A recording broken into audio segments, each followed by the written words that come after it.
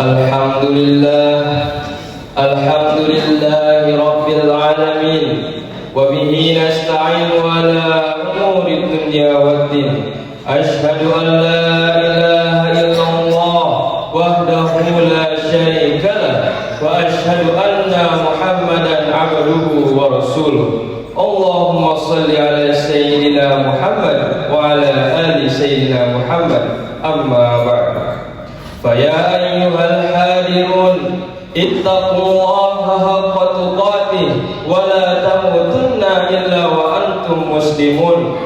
Faqala Allah Ta'ala fi kitabihil karim, a'udzu billahi minasy syaithanir rajim. Ya ayyuhalladzina amanu ittaqullaha haqqa tuqatih wa la tamutunna illa wa antum muslimun. Wa qala Allah Ta'ala, syahrul Ramadan alladzi unzila fihi al-Qur'an hudan lin-nasi wa bayyinatin minal huda wal furqan. Shadaqallahul azim. Ma'asyiral muslimin, jemaah Jumat yang berbahagia, mengawali khutbah yang singkat ini, khatib mengajak kepada seluruh jemaah, terutama kepada diri khatib pribadi, untuk senantiasa meningkatkan keimanan dan ketakwaan kita terhadap Allah Subhanahu wa Ta'ala, yakni dengan cara senantiasa menjalankan perintahnya dan menjauhi larangan-larangannya.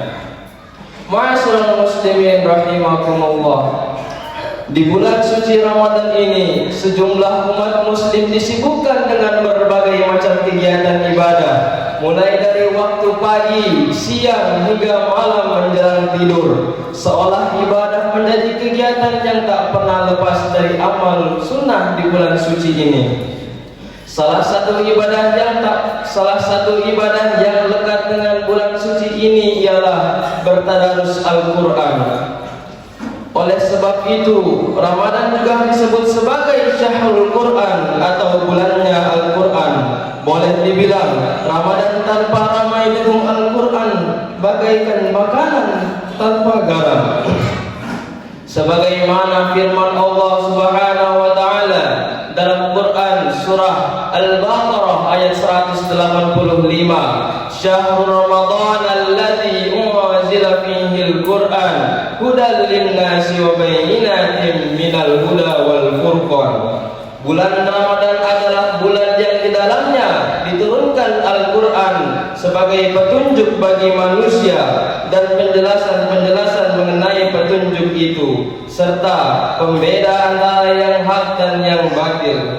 Ma'asyiral muslimin yang budiman, ayat ini menjelaskan bahwa Al-Quran diturunkan tidak bertahap, melainkan secara utuh dari Lauhul Mahfuz ke Baitul Izzah pada bulan Ramadan, lebih tepatnya pada malam Lailatul Qadar. Pendapat ini dikemukakan oleh banyak ulama seperti Ibnu Katsir dalam tafsir Al-Qur'anil Azim, Fakhruddin Al-Razi dalam Mafatihul Ghaib, Abdurrahman As-Sa'di dalam tafsir As-Sa'di, dan sejumlah pakar tafsir lainnya. Semua ulama sepakat bahwa bertadarus Al-Quran merupakan ibadah yang sangat mulia.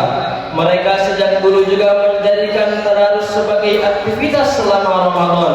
Bahkan Imam Syafi'i bisa mengkhatamkan Al-Quran 60 kali sekali Ramadan. Imam Malik akan menyudahi aktivitas mengajarnya pada bulan Ramadan untuk dialih fokuskan membaca Al-Quran.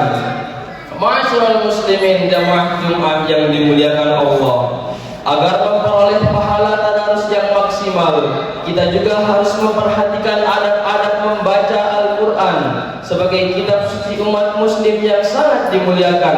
Tentu membacanya pun memiliki adab-adab khusus. Di antara adab tersebut ialah membaca setiap ayat dengan khusyuk dan merenungi setiap maknanya. Ayat-ayat yang terkandung di dalam Al-Quran menyimpan samudra yang tak pernah kering, janji pahala dan surga bagi hamba yang taat. Begitupun sebaliknya, ancaman siksa neraka bagi hamba-hamba yang durhaka. Kisah umat-umat terdahulu dan sebagainya semua dimuat dalam kitab yang terdiri terdiri dari 114 surat itu. Oleh sebab itu hadirin, sudah sepatutnya saat kita membacanya tidak asal bunyi, tapi juga merenungi maknanya dengan penuh khusyuk. Sebagaimana firman Allah Subhanahu wa taala dalam surah Shad ayat 29, Kitabun anzalnahu ilaika mubarakun liyadabbaru ayatihi wa liyatadhakkaru ulul albab. Al-Quran ini adalah kitab yang kami turunkan kepadamu Nabi Muhammad, yang penuh berkah supaya mereka menghayati ayat-ayatnya dan orang-orang yang berakal sehat mendapat pelajaran. Ayat ini menjelaskan bahwa salah satu tujuan besar Al-Quran diturunkan di bumi ialah untuk direnungi kandungan-kandungannya, sehingga bisa menjadi penuntun hidup sejati atau hudan linnas. Imam Jalaluddin As-Suyuti dalam Al-Iqtan bahkan menyampaikan, kita dianjurkan untuk merenungi ayat Al-Quran saat membacanya sampai menangis. Jika belum bisa menangis, usahakan tetap khusyuk dan penuh kesedihan, sehingga ekspresi kita seolah-olah ingin menangis. Ma'asyiral muslimin, jemaah Jumat yang berbahagia, adab berikutnya adalah memperindah suara. Al-Quran yang dibaca dengan suara merdu akan membuat hati kita terpikat, sehingga timbul rasa khusyuk dan mendorong pendengar untuk merenungi kandungannya. Oleh sebab itu hadirin, saat kita bertadarus juga dianjurkan menggunakan suara yang merdu. Imam Nawawi menegaskan, semua ulama baik dari kalangan sahabat Nabi, tabi'in, dan ulama-ulama setelahnya sepakat bahwa memperindah suara ketika membaca Al-Quran hukumnya sunnah. Tapi dengan catatan, jangan sampai upaya ini merusak bacaan, seperti memanjangkan harokat di luar batas yang berlaku, membaca pendek harokat yang seharusnya panjang, menambah atau menghilangkan huruf dan sebagainya.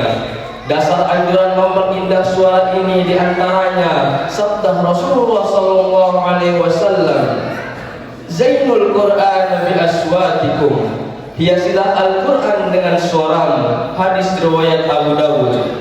Ma'asyiral muslimin, jemaah Jumat yang dimuliakan Allah, demikian khutbah singkat yang bisa khatib sampaikan. Semoga kita semua selalu diberi semangat untuk membaca dan mengamalkan ajaran-ajaran Al-Quran, dan semoga di yaumil akhir nanti kita dapat memperoleh syafaat Rasul Muhammad sallallahu alaihi wasallam. Amin amin ya rabbal alamin. Aqulu qawli hadza wastaghfirullah li wa lakum fastaghfirullah innahu huwal ghafurur rahim.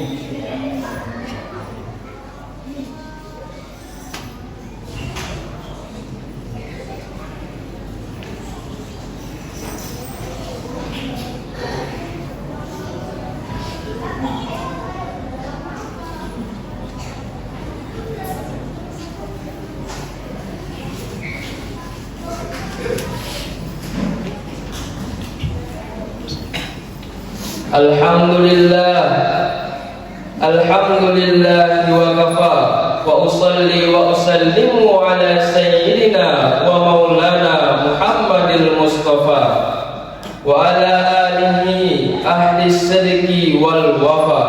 Ashhadu an la ilaha illallah wahdahu la syarikalah wa ashhadu anna Muhammadan abduhu wa rasuluh.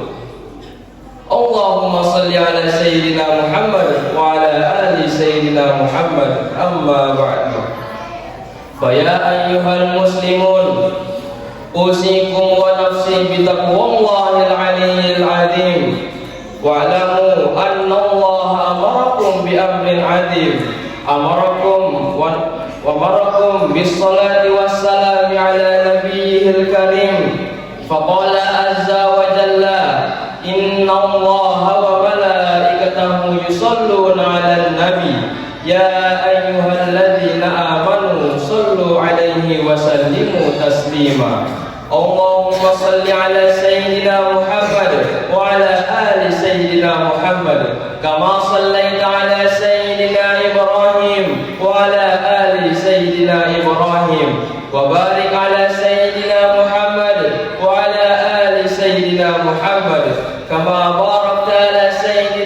إبراهيم وعلى آل سيدنا إبراهيم في العالمين إنك حميد مجيد. اللهم اغفر للمسلمين والمسلمات والمؤمنين والمؤمنات الأحياء منهم والأموات إنك سميع قريب مجيب دعوات يا قاضي الحاجات. اللهم اغفر لنا ولوالدينا وارحمهم كما ربونا صغارا. اللهم إني أسألك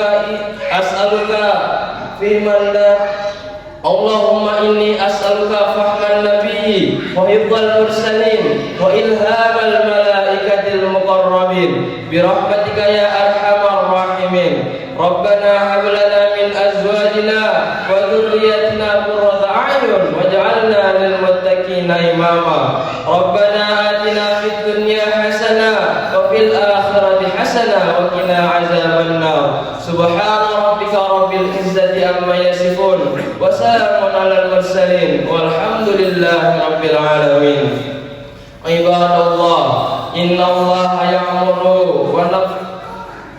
الله يأمر بالعدل والإحسان وإيتاء ذي القربى وينهى عن الفحشاء والمنكر والبغي يعظكم لعلكم تذكرون. فاذكروا الله العظيم يذكركم ولذكر الله أكبر. قم الصلاة.